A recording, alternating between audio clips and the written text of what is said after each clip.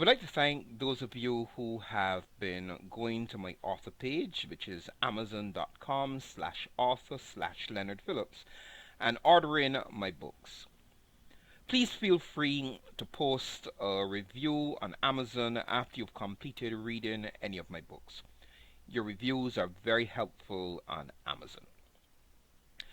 Now, these are the two most recent books I have published on Amazon.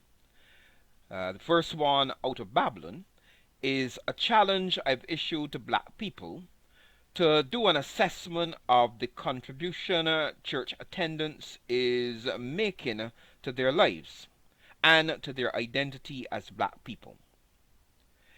The second one is God, a Moral Monster, attempts to make sense of all the God-inspired mayhem, murder, genocide, and land grabbing found in the Old Testament. Feel free to download and read these two books. After you've read them, please remember to post a review. Asante sana. Thank you in advance. The word cultural appropriation was recently applied to a black woman who breached a security fence at a zoo and entered the living space of a lion. In the video, the woman could be seen waving at what looked like a very confused lion. In his commentary on the incident, comedian and political satirist Trevor Noah opined that the lion must have been very confused to see a black person engage in activity usually associated with Caucasians.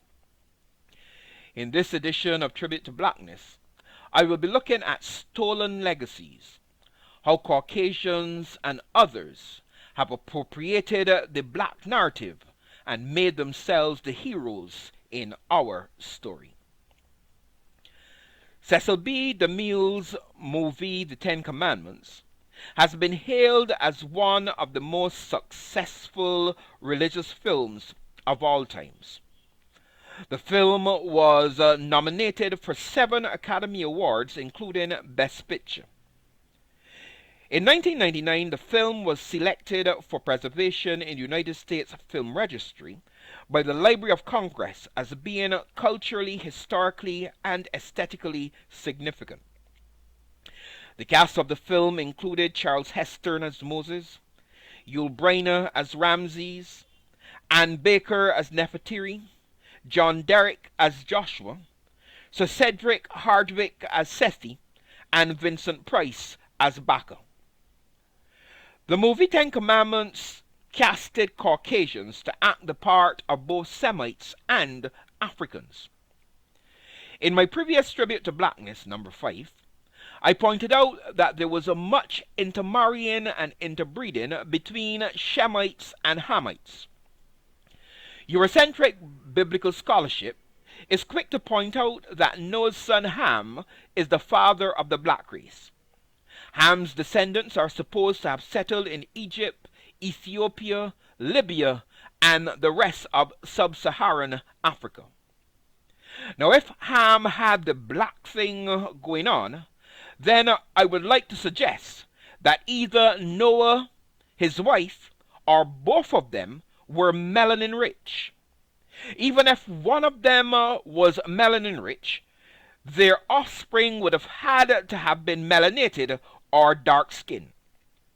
This would suggest that even if Ham was the darkest of Noah's sons, his other brothers Shem and Japheth would also have had dark skin complexions as well. It is of special interest that white anthropologists seem to be in agreement that the human race can be traced back to Eastern or Southern Africa, and that the human family can all be traced back to one descendant, namely an African female. Geneticists have confirmed that the greatest amount of genetic diversity is to be found in Africa. The greatest amount of genetic diversity has been found among the Bushmen of Namibia. Paleoanthropologists believe that the Bushmen of Namibia may be the oldest ancestors of the human family. The area of greatest genetic diversity has to be the source of the human family, because areas of low genetic diversity would have been more susceptible to disease and could more easily have been wiped out. It may be humbling for Europeans, Chinese, Japanese, and Indians to accept that they are descendants of African, but the science of genetics proves that all human beings are descendants of Africans. It is high time for non-Africans to recognize and honor their African ancestors. Listed in the table of nations in Genesis chapter 10 is a man called Nimrod. Nimrod was the son of Cush, who was the son of Ham. Nimrod was a mighty man in his generation. He was a leader of men and a builder of cities. Nimrod is also credited with developing a philosophy that counteracted the religious philosophy of the Shemites. Eurocentric Bible scholarship would have us to believe that Nimrod was the founder of the pagan system of idolatry that can be found in the ancient world. This is very consistent with European scholarship, which has systematically attempted to whitewash African and black history. Brace yourself for this. What I'm about to say is a hard saying, and few might be able to bear it. The Old Testament is a glorification of Shemites, particularly the Jews. It was written by Shemites to elevate Shemites above all other people on the face of the earth. Look carefully at the stories of the Old Testament, and you will see that the Jews are always the heroes of the story. Even when they are in the wrong, they are still portrayed as the heroes in the biblical narrative. Abraham the Jew defeated 4 kings and rescued his nephew Lot. Jacob outsmarted Laban and leaves Laban's house with great riches. Joseph is smarter than all the Africans in Egypt and becomes the prime minister over the Africans.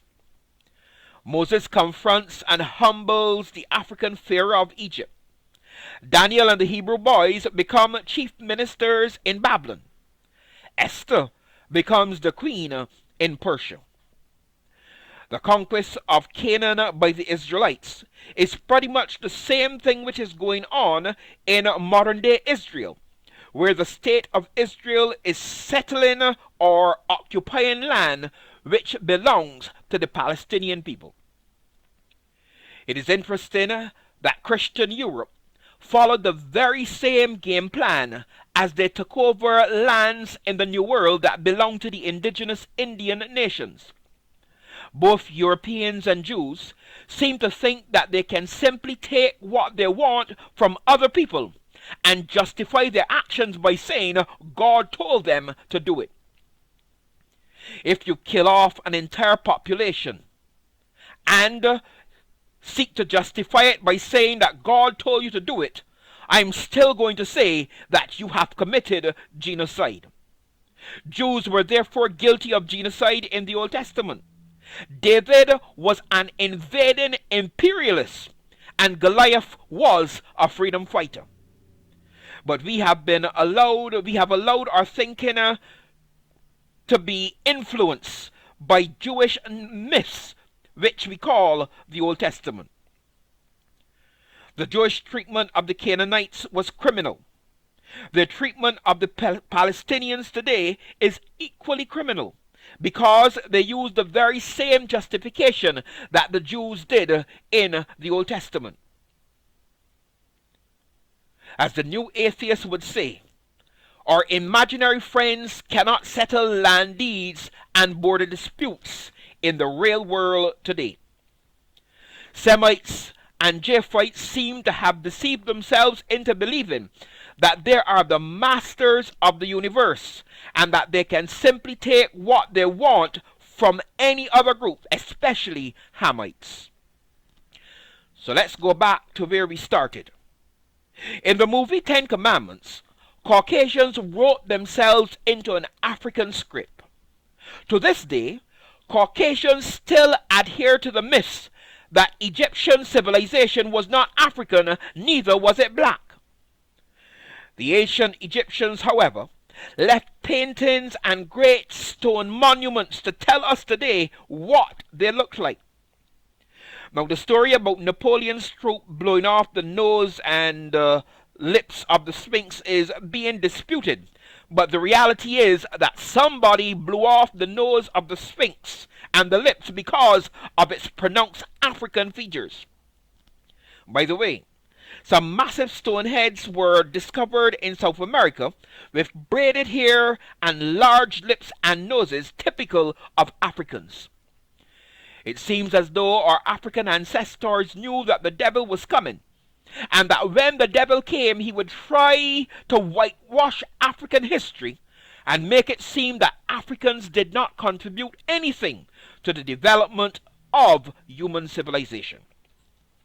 Not only were the Egyptians black, but the descendants of Abraham, whose origin was in Ur of the Chaldees, or the land of Nimrod, were also people of color. The movie Ten Commandments, and indeed all religious films which cast Caucasians as Egyptians and Jews, are nothing more than European appropriation of African history, religion, and culture.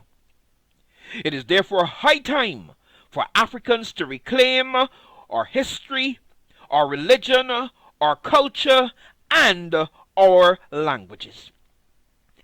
Asante sana na teonene tina. Thank you and see you soon.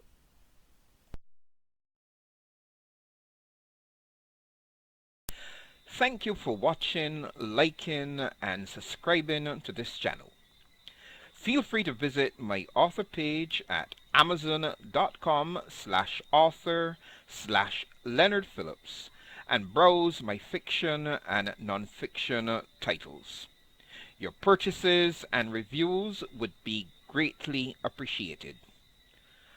Asante sana na teonene tina, which is Kish Swahili for thank you and see you soon.